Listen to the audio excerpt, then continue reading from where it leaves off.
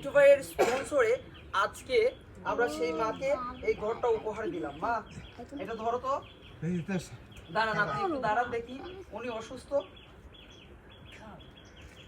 এটা কিন্তু আমার খালাতো ভাই, বুঝছেন? যে তোমাকে এই ঘরটা দিয়েছে উনি আমেরিকাতে থাকে। আমেরিকাতে থাকে। আপনার ওই যে বৃষ্টি হইলে পানি পড়তো না, ঘুমাইতে পারতা?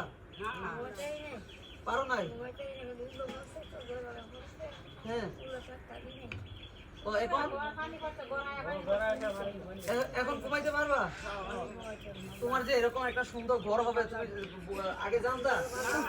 হ্যাঁ, আপনারা জানতেন যে ওনার একটা ঘর হবে? বুঝতে পারেন না? এখন কেমনে কেমনে হইল? মানে আল্লাহর হুকুম হইছে মৃত্যুর আগে ওনার একটা সুন্দর ঘর হবে। স্বপ্নে দেখছিলা?